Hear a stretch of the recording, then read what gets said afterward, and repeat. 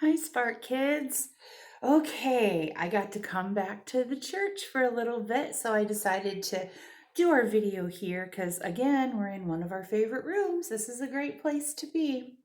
I am reading from Matthew 7, and I'm picking up at verse 21, and I'm going to read some different parts.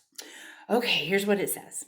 Knowing the correct way isn't going to get you anywhere with me. What is required is obedience, doing what my Father wants.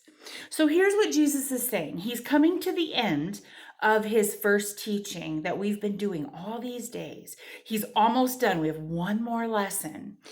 And he just wants people to understand you can't just talk about being a believer. You can't just say you love Jesus. You have to really show it. You have to really do it.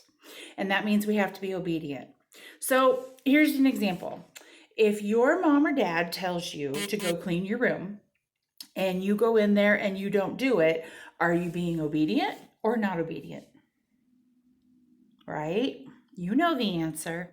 So when we are talking about what Jesus wants, he wants us to follow. Hold on, I'm going to hold it up.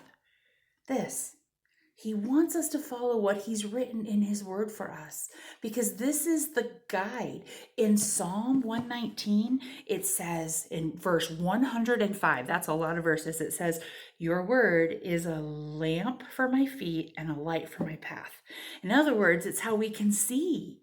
It's what we can look and say, okay, I can't walk there because there's a crack. We don't want to do that. But you know what the enemy wants us to do? Not follow this. Not turn on the light of God's word and just fall and make mistakes. And you know what? He just laughs at us when we do that. So what Jesus wants is follow his word because what he says in here is honestly the best way to live. And he wants us to have peace and he wants us to have enjoyment and he wants us to live the way that will make us happy, others happy, and him happy.